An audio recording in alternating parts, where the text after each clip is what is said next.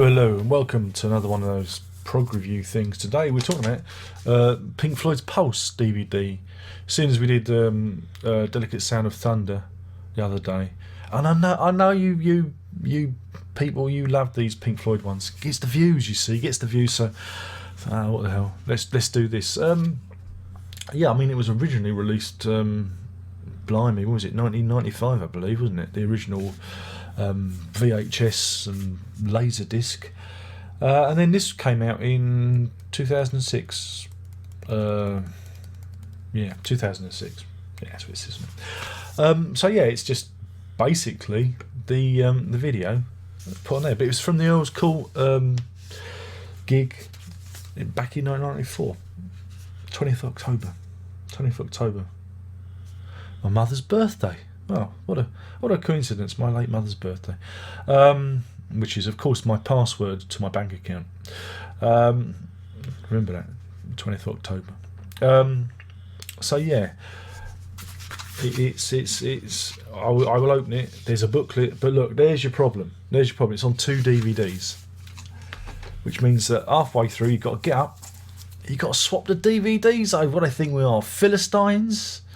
Hey, what's that all about?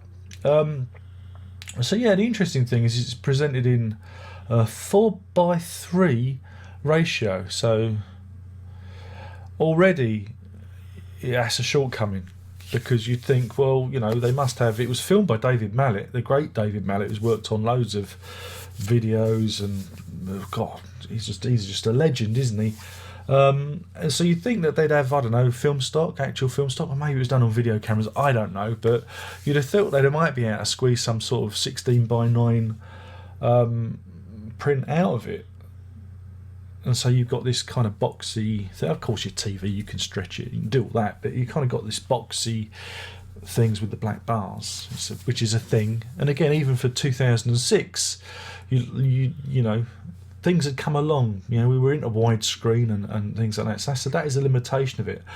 It does a very good job of capturing the concert. Of course it does. It's very, very good. And they have upgraded it, you know, from the VHS thing. They've restored and re-edited it. So it's all nice.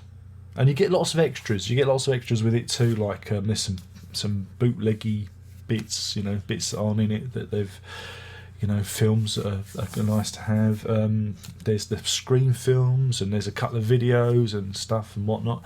So, you know, for your money, you get a lot. But again, it's still hamstrung by you having to, you know, it might have been better to have the gig on one DVD and the extras on another. But for some reason, that swapping over really does pull you out of the pulls you out of the experience. It's got a 5.1 mix, which is negligible. It doesn't make itself apparent. It's almost, you know, I was looking around thinking, where is there a 5.1 mix? I was leaning back like that. I was trying. No, I can't hear anything. But it sounds nice. It's it's a bit more lively than the Delicate Sound of Thunder concert. You know, you do get the feeling that they've got used to playing, and you know, and that not. But it's still, in places, I find it a little bit turgid. It's a little bit, you know, a little bit slow going. Helps that you've got the pretty lights in the background, and you know, and the back projections. That helps. You know, the visual aspect always helps, but at the bottom line, you know, I'm still kind of wondering if you'd ever need to watch this more than once. You know what I'm saying? It's one of those where it's nice. Now don't get me wrong. There are instances where, you know, Pink Floyd, you need repeating viewings. I'm talking about live at Pompeii, the original.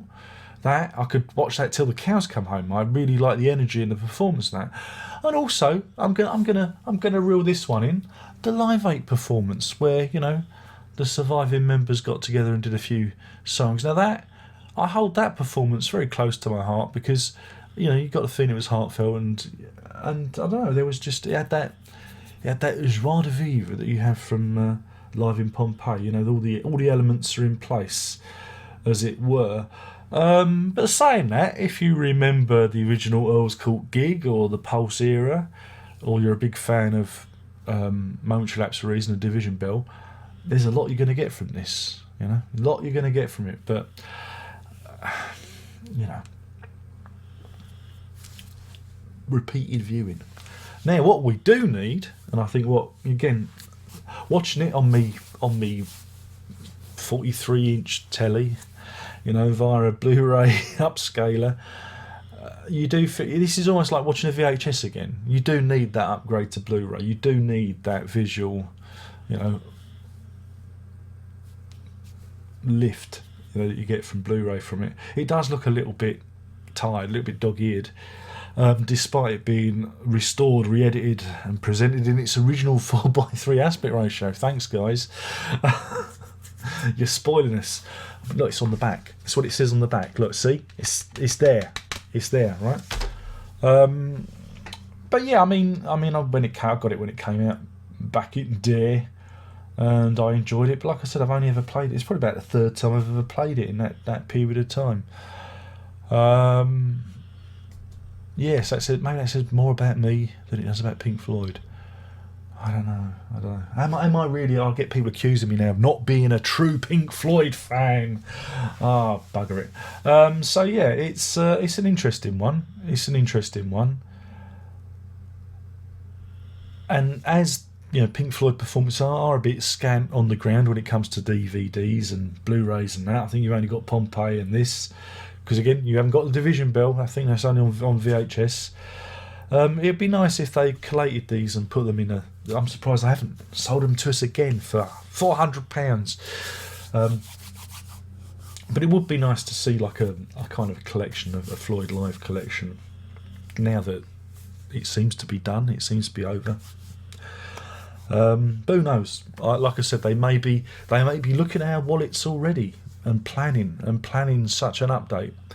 So in terms of review, I mean, as a package, it's good, but I'm going to knock a couple off for the fact that it's spread over 2 DVDs. I know it's the technology, I know, but you do wonder if you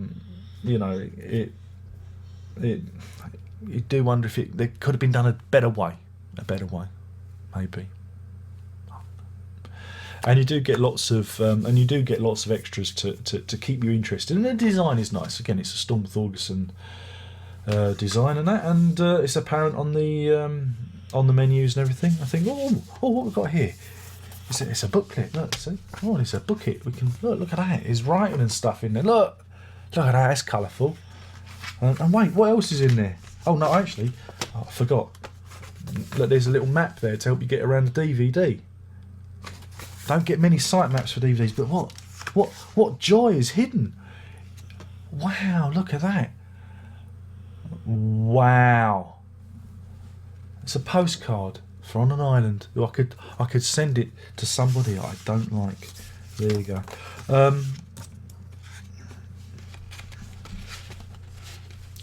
Yeah, so that's that. But I'd say 3. We'll give it 3 eyeballs out of 5. That's 3 eyeballs out of 5. Again, it does the Pulse thing, because that was the Pulse. I don't know if you remember the original Pulse artwork. Do you remember the CD with the blinky thing? It's kind of referencing that. So yeah, I mean, it's if you like that period, you're going to love it. But we're more sophisticated creatures now. We're more, We like that sheen of the Ultra HD, don't we? We like how razor sharp and there's millions of colours, and so this looks like VHS in comparison to the things we get today. So I mean, 11 years since this was released. 20. Oh God, what's that? 21 years. I'm surprised there's not been a reissue since the original release. So. And 22 years since the concert. I'm getting good at this adding thing. I could be like the Count from Sesame Street. 1 Pink Floyd DVD, 2 Pink Floyd DVD. But yeah, I think I've I've done it now. I think I'm nearly getting to the 10-minute mark, which means I can put lots of ads on this because everything's demonetized, and I need all the YouTube pennies I can get. Don't forget, guys, you can give me all your money. There is a link in the below bit that says Paylock. You know, just give me all your money, and of course you can do the Patreon. I love my patrons. I really do. In fact, my patrons this month are going to help me buy my groceries, my last week of shopping. Thanks, guys. You keep my kids in food. And sell the box sets, you fat cunt. And of course, there's the music at music.darrenrock.com. There you go. You can go to there's also the social media. You can sit on my Facebook. You can tickle me Twitter and do what you like with Google Plus because nobody knows what that's about. I've got an Instagram too, but I don't know. I don't think I've ever posted anything to it. I do all that stuff. I'm in the 21st century, unlike this DVD. And that's that. There's only one more thing to say, and that is prog on.